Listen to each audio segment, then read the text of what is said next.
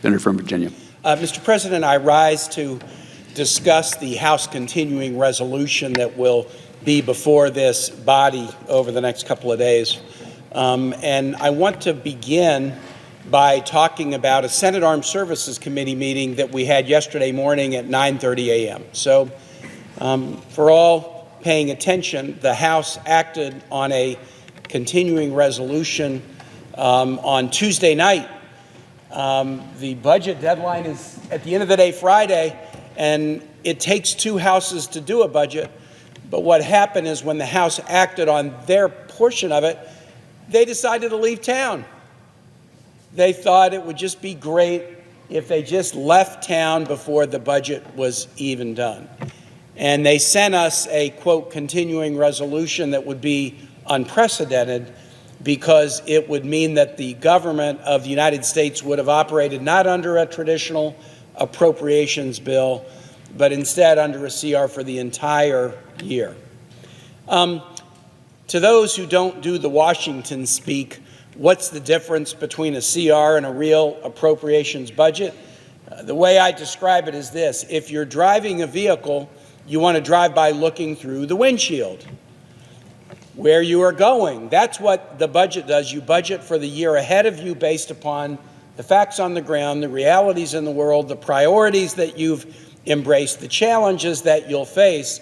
That's what a budget is supposed to do. When you operate under a continuing resolution, you're driving by looking in the rearview mirror. You're instead embracing decisions that were made a while ago and just saying, well, we can't even reach an accord about going forward, so let's instead let's do what we did last month, let's do what we did last year, because we are unable to reach an agreement. A continuing resolution has been somewhat normal for a couple of months. If we don't reach a budget deal by September 30, it's pretty normal that we do a CR through the end of the calendar year. But in every year that I've been here, Congress has been able to, at some point, find not the backward-looking CR, but the forward-looking appropriations bill, put it in place so that we are spending money based on the priorities that are important right now.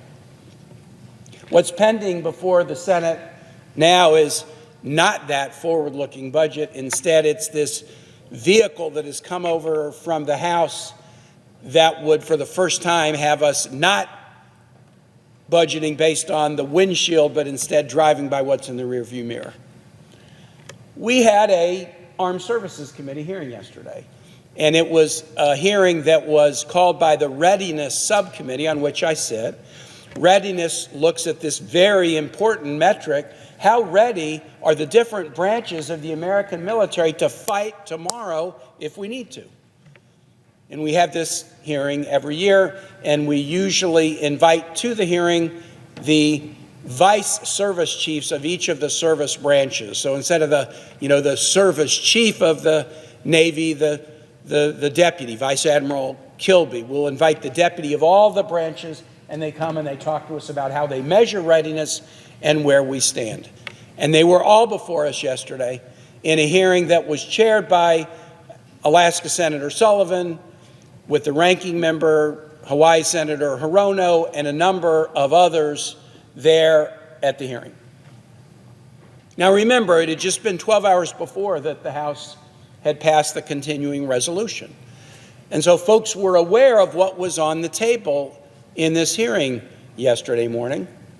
And what did our military leadership say to us about the continuing resolution that we are going to be asked to vote on in the next day or so?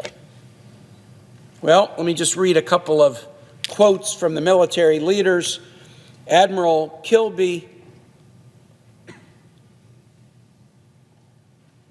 consistent and predictable funding is foundational to our improvement efforts. The Navy will need to make hard choices this year if we are operating under a full-year continuing resolution.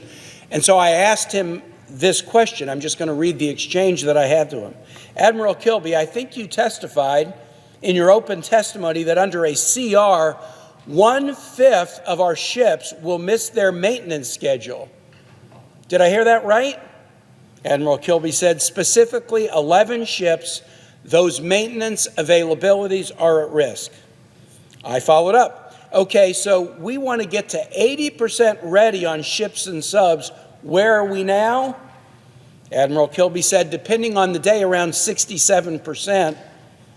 I then said, what will 1/5 of ships missing their maintenance schedule under the CR, what will that do to our quest to get to 80% readiness for ships and subs? Admiral Kilby, it'll certainly be a setback. We'll take a penalty there. And all of the other vice service chiefs said the same thing on behalf of the Marines and the Air Force and the Space Force and the Army. Operating under a full-year CR will hurt readiness, will hurt our national security. This is what the Pentagon is telling us about the bill we're going to be voting on in the next day or so. But it wasn't just the military leaders who said that. The chairman of the Readiness Subcommittee, Senator Sullivan, the CR from a readiness standpoint, I think that none of this is helpful. He described the frequent use of CRs as, quote, a failure on the part of Congress. And then my friend and colleague, who was the chairman of the Senate Armed Services Committee, Senator Wicker, here is what he said about the bill that we're going to vote on in the next couple of days. I will say this about the fact that this is the first year-long CR for the Department of Defense. This is a shame on our process, and it is not in keeping with what the founders intended. This is the chairman, the Republican chairman of the Senate Armed Service Committee's opinion about what a year-long CR will do to our national security. So why are we going to vote for it? Why are we taking it up and rushing to pass it? When our military leadership says it's a bad idea, and when the chairman of the Armed Services Committee says it's a bad idea, why would we contemplate it? Well, Senator Sullivan sort of hinted at it when he said it's better than a shutdown, but those are not the options. This was a hearing Wednesday morning at 9:30 in the morning. The budget deadline is not till the end of the day Friday. We don't have to accept that it's either a security damaging continuing resolution or a shutdown, because we're the Senate of the United States.